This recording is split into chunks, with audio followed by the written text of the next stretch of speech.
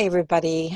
This is Lynne-Anne Udell, and I am starting something a little bit different.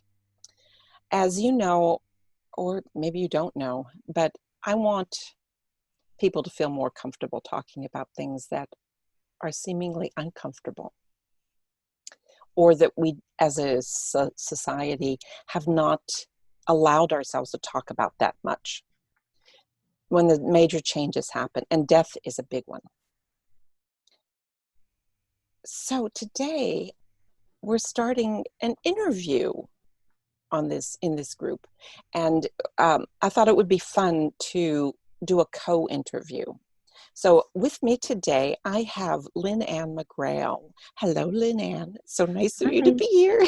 Yes, it's great to be here together. I love this. And she and I just met through I guess it's a mutual friend. Mm-hmm.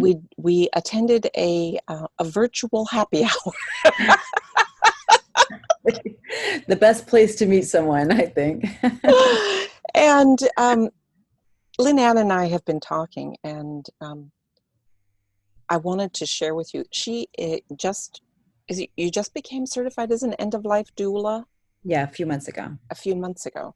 And I thought it would be interesting to learn a little bit more about that, because it's not something you hear about hardly at Mm. all. I mean, people Mhm. talk about hospice, and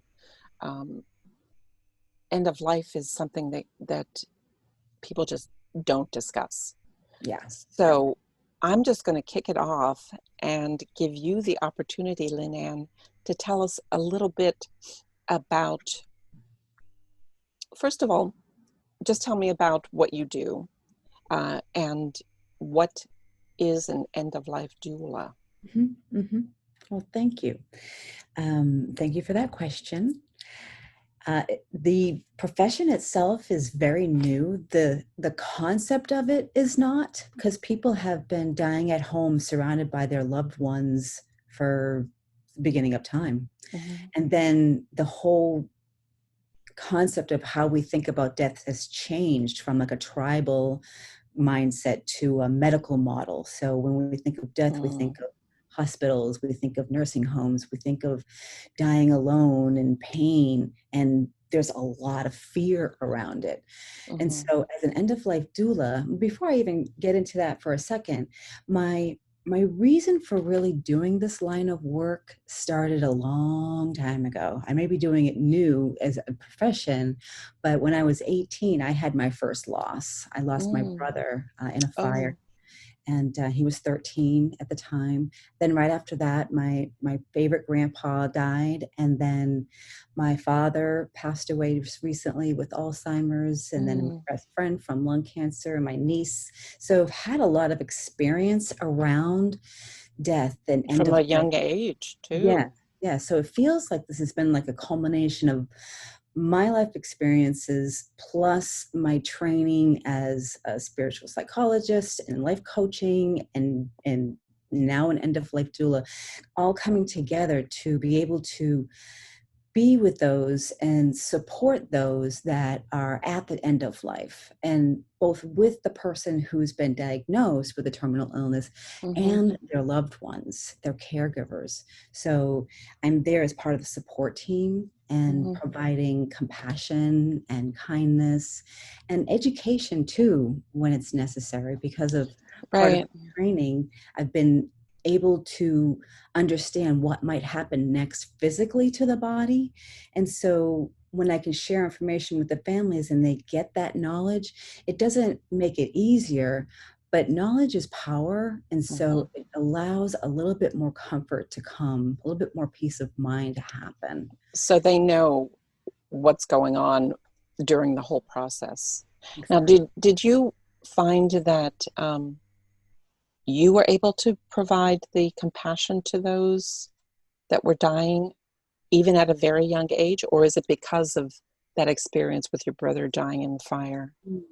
I think it's because of, I mean, Mm-hmm. the later deaths that happened in my family as an older person, I was better able to be in that space, to hold space, to see Mm. the loving in the process. But when I was younger, as an 18-year-old, I was Right. like, oh my goodness, and it's through the lessons and the experiences of Mm-hmm. life that now I look back on that and realize that, wow, I mean, I had a precious 13 years with him.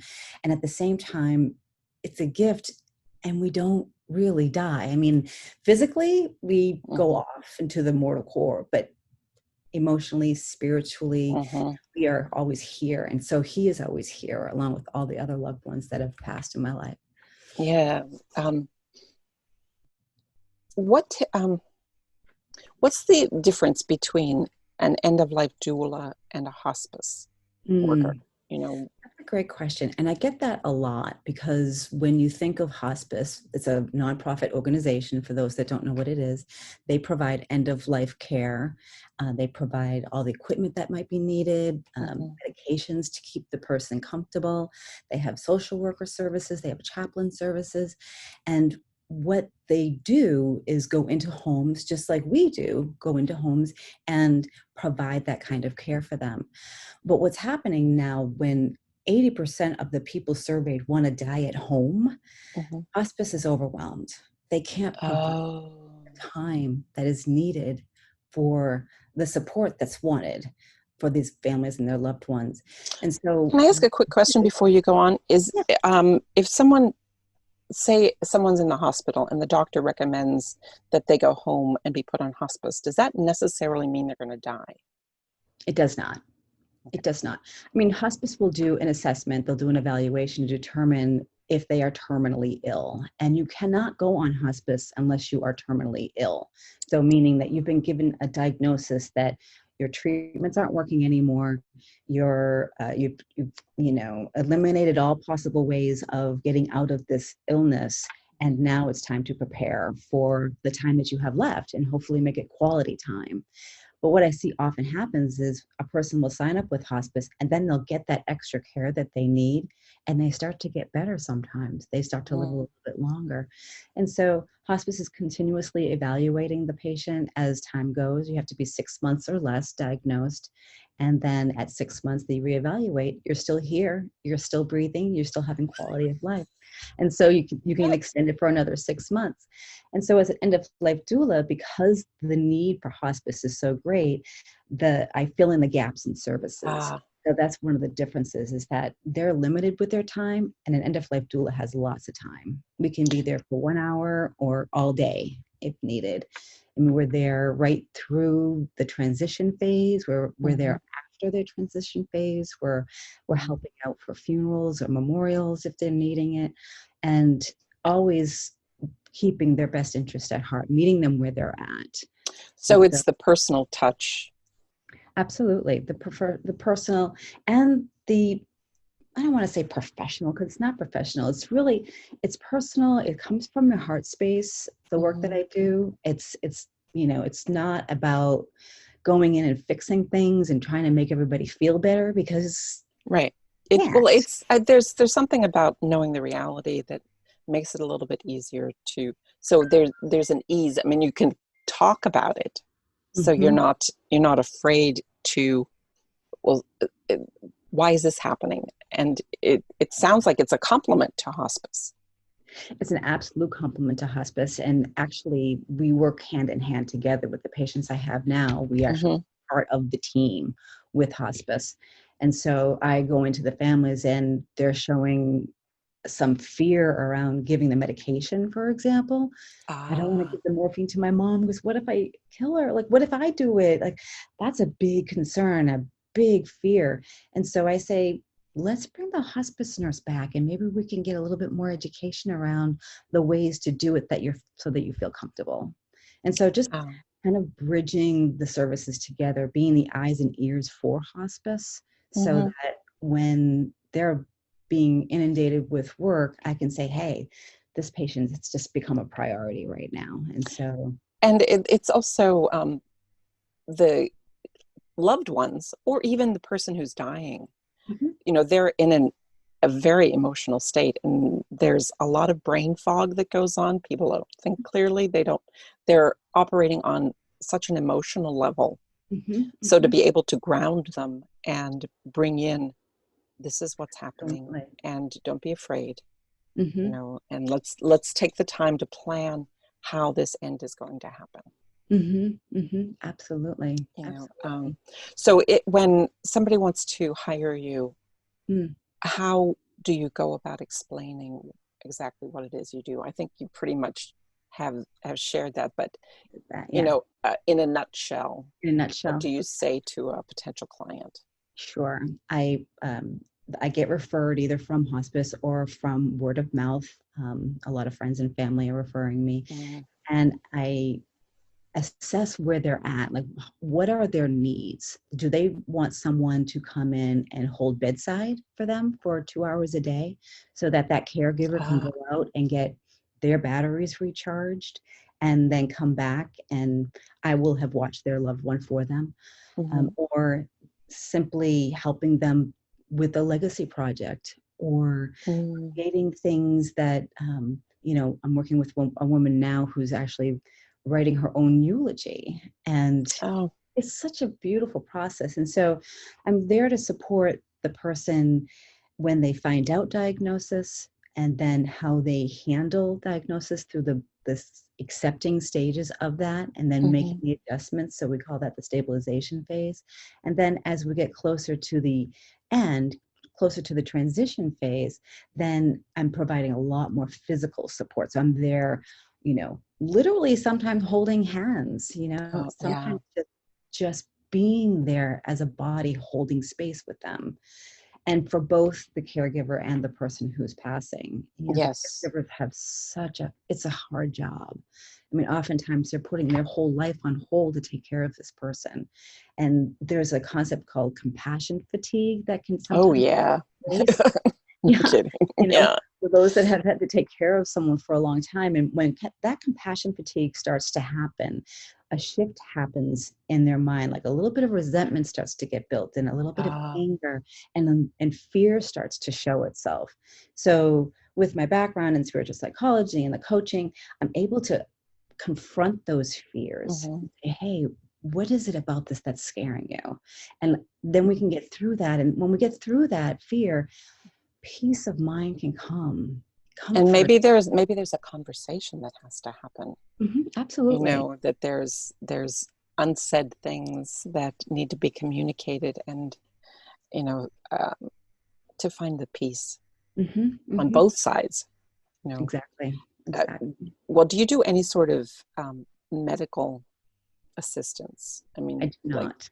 okay. No, that's a great question. It's a non-medical profession that goes in there and basically provides emotional, mental, spiritual support. So I'm not bathing the person. I am not, um, I painted fingernails.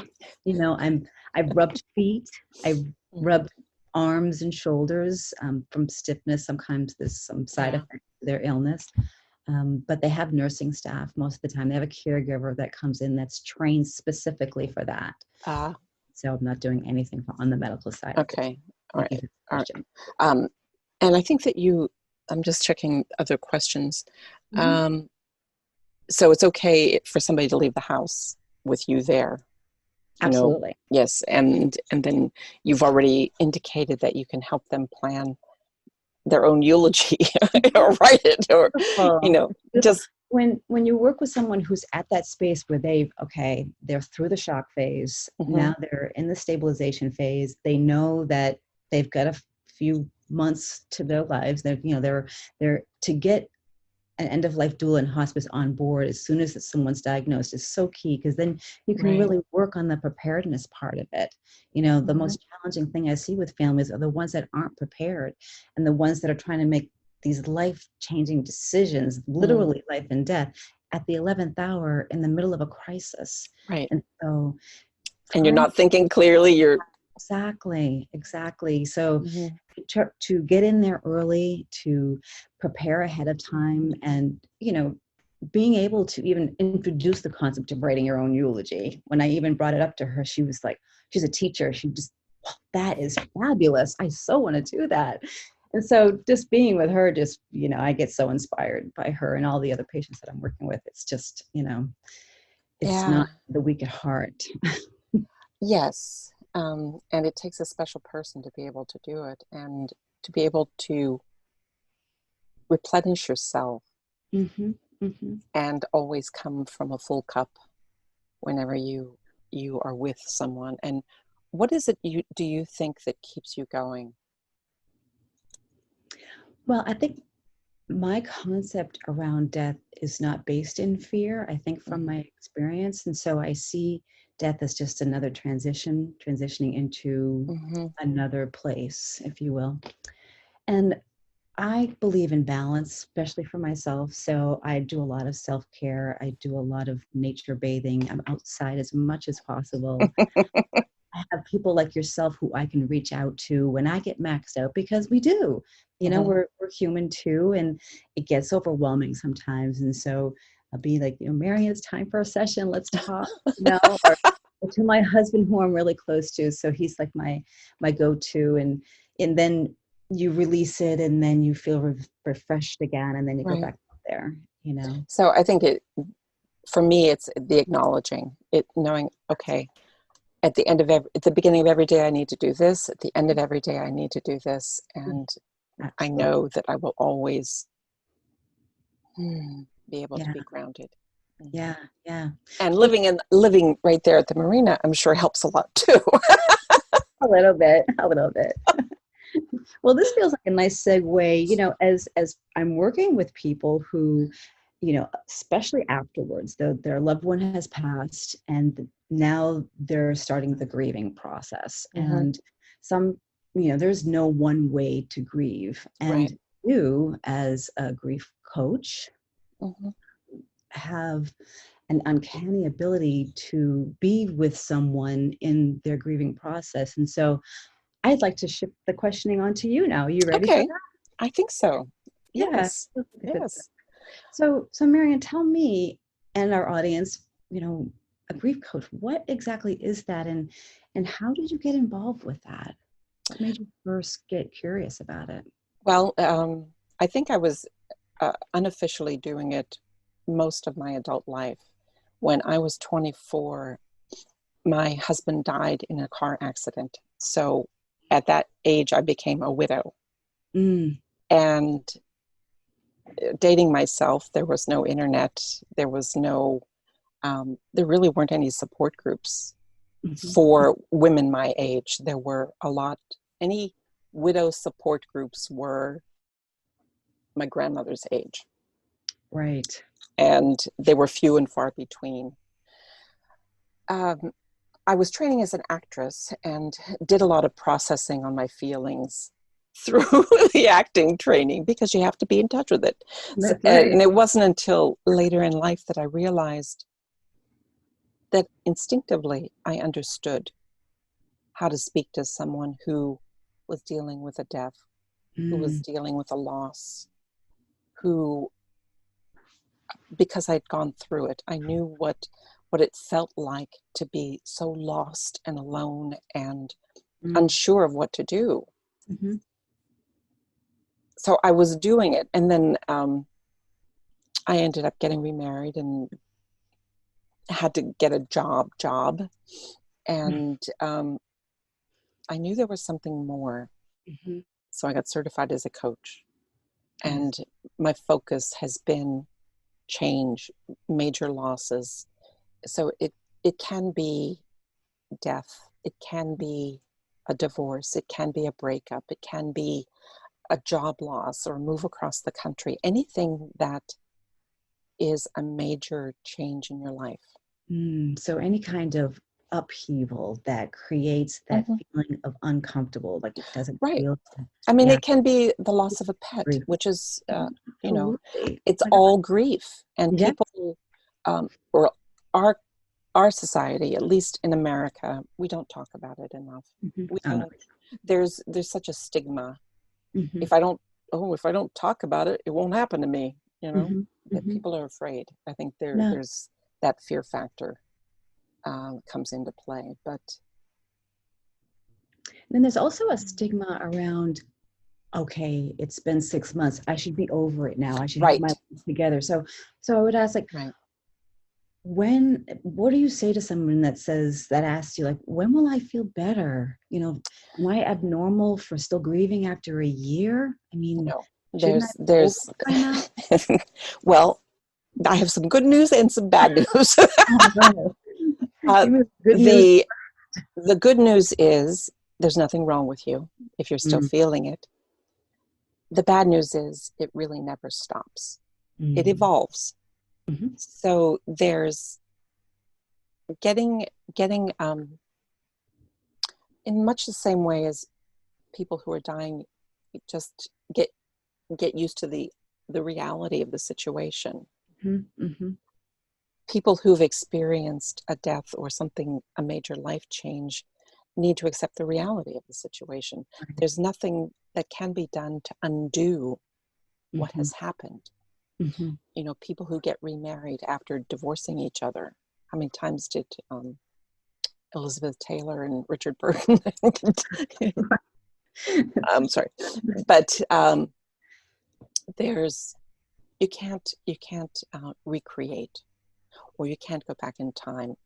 This is the reality. You have to figure out how to live with it. Okay, what Mhm. can I do? And just acknowledge the feelings, and everything that you feel is right. Okay. So there is There's no. no exact order to feel your feelings. Mhm, The 5 stages that people talk about mhm, are not linear. mhm, They're not a check in the box. Well, I mhm. got to that one already. Why am I still feeling bad? it Mm. it doesn't work that way. You want to highlight what those 5 stages are real quick, just for our audience in case they don't know? Well, because I don't follow them. Oh, but Elizabeth Kubler-Ross came yeah. up with 5 stages of death, Mhm, and it's been um, shared, and I think misinterpreted from what she had originally thought. But there's the anger and the uh, you probably could better than me. denial. Yeah, But if but you the look up anger is Elizabeth acceptance. Kubler-Ross, or David Kessler has followed her work pretty closely. He actually had conversations with her while Mm. she was still around. Yeah, and I And apologize. I shouldn't have even threw that out there. It just sort of came to me, and I was just that's like, okay. That's all "We right. did But prepare for that."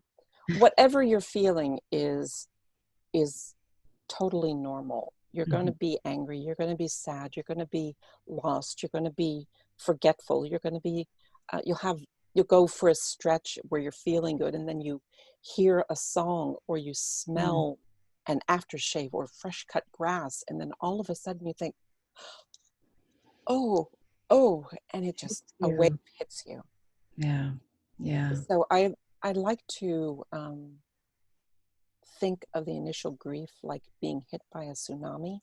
Mhm, mhm. Sometimes that image helps people think about being turned upside down. You don't know where you are.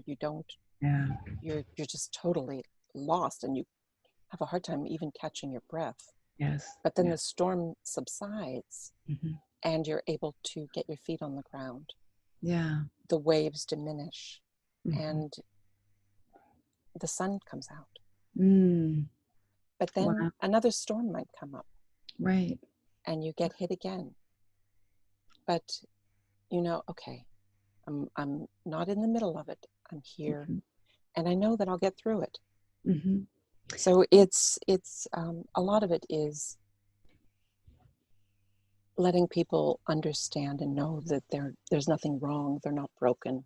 Yeah, yeah. So when is a good time for a person to tap into your services? Is there Well, time of because I'm also certified as a coach, right? I mean, I understand the whole beginning process very closely, and there are a lot of resources for people who are newly grieving. Mm, And I generally give people a lot of resources. mhm. I find that at that 6 month point where people start questioning, shouldn't I be feeling better by now? Yeah. There's really not a lot of resources at that point. Mm, mhm. And that's where I can offer the most benefit. I will meet with people in the earlier stages or the Mm-hmm. early, the newly grieving, Mm-hmm. and be able to shed some light.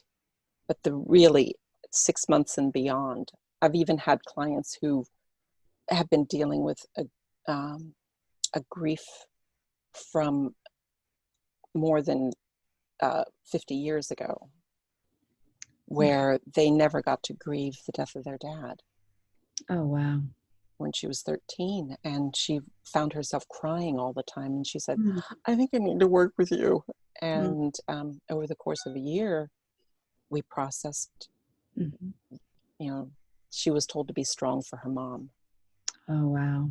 And so never really gave herself permission to process it. So there is no timeline, really. I mean, that No. was a lot of years ago. And so that stuff holds space in our bodies and in our Right. And if space. you don't let it out, it just stays there. So I Mm-hmm. think people have this tendency to get too busy. Oh, if I just ignore it, it'll go away. Right. But it doesn't. Right. Exactly. Um, Pretending it's not there doesn't mean that it's gone.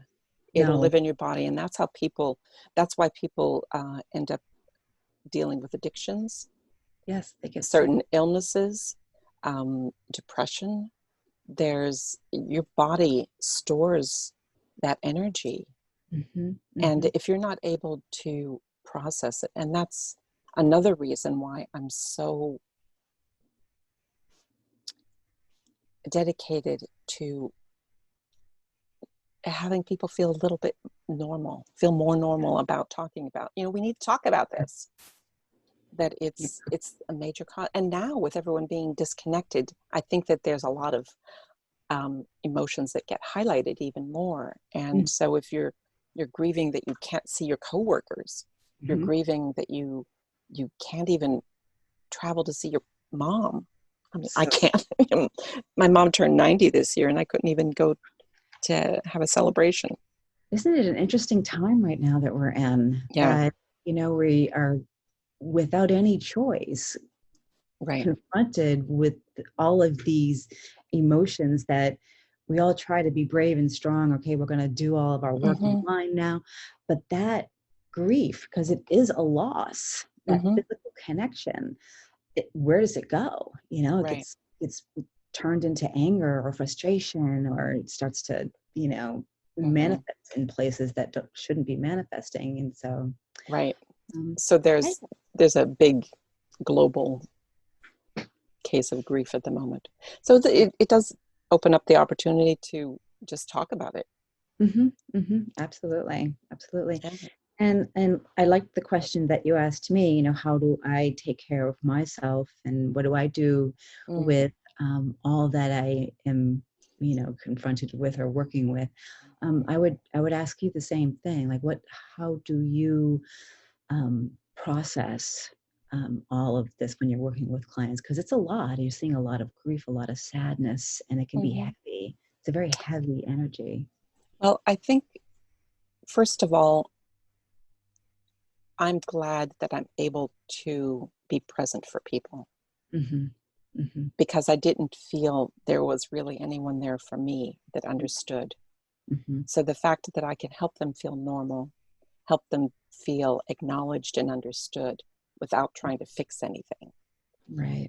that's being of service is what I keep it in the forefront. And I, knowing that there's nothing I can do to fix the situation brings me a certain amount of comfort, Mm.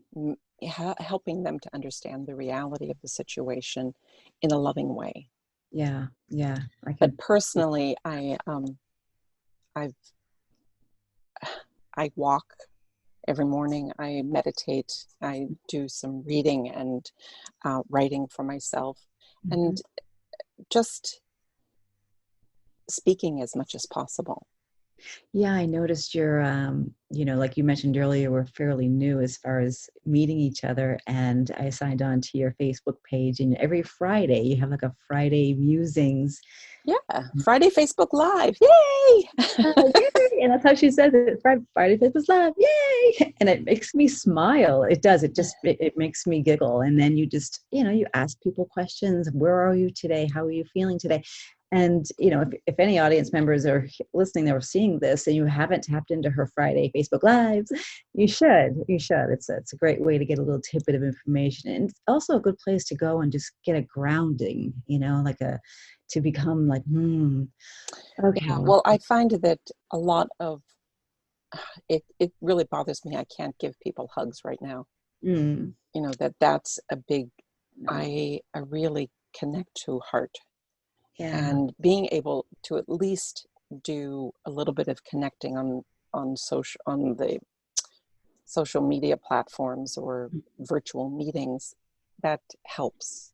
Mm-hmm. Um, but Yeah. yeah, Yeah.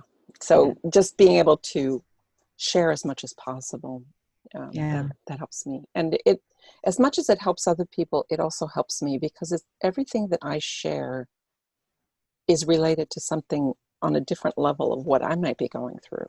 Mm-hmm. Mm-hmm. Because there's always, there's the cyclical emotional stuff that we process, and you go Absolutely. to a higher level and it's just, oh, I didn't think about that before, or Right. this could be an experience that can be relatable to people that I'm connected to. Mm-hmm. So Mm-hmm. that's, That's beautiful. And yeah, I do enjoy watching them thank you. and the way you just present. Um, so I So think that those, acting background came in. yeah, there you go. So what do you have on tap for your next interview? Are you taking requests? Are you Well, looking what specific? I am, good question. So I think that, first of all, if there's anybody in the audience that has a suggestion, if anyone has a question, if there's a certain type of profession you have more interest in, or you'd like to learn more, or if you have met anybody, or Lynne-Anne, if you know of anyone Mm-hmm. that might be a good interview guest, you Mm-hmm. can comment below or send a private message. And what I will do when this is posted, if you'd like to get a hold of Lynne-Anne, I will have her information, her contact information posted. So if you would like to speak with her more about her services, Mm-hmm. you can do that. Or if you would like to have her speak at an event for Mm-hmm. your church or for an organization, I'll just leave that open. Or if Yeah. you'd like to have me come to your church or any organization, if the people are computer proficient. I found in my church that most of the people that need me are not comfortable on a computer. Mm, I'm finding that as well. The Mm-hmm. population that I work with are mostly the elderly, and Mm-hmm. they're not interested in learning Zoom at No, 88. no. I mean, we did a Zoom thing with my mom, but luckily my youngest sister is there to be able to get her That, yeah, exactly. facilitate. Yeah. Um, well, Lynne-Anne, thank you so much for doing this, for being the inaugural interview and for co-interviewing with me. I just have a confession to make. We initially tried to do a Facebook Live through Zoom, Right. and it just would not connect. So we decided to record this interview and then post it on Zoom. Yeah. But we'll figure that other thing out Yeah. somehow. Next one. The We'll get next, well, and maybe we'll do an update, a there you live stream update at some point. There you go. We could Thank you actually so do a much. resource update where I can bring in some resources about getting Ah, folks prepared, for end of life, advanced directives, or, give people outlets of that's connection great. in that That's way. great. But yeah, Uh, right. I want to thank you for your time, for the work that you do, for the love that you provide to people dying and for their loved ones as well. Well, Thank thank you you so much. for connecting. Yeah. And thank you for having me, and thank you for being who you are. And I'm really grateful to our our mutual friend Juhei for having that cocktail party. We'll have to throw her a party when I we know. are able to get back together in person. Yeah. Okay, All right. that's it for now. If you know of anybody that you want me to interview, let me know. If you this is generally to anyone who's watching this. Love you all, and I will see you every Friday, Facebook Live. Bye. Go. Bye.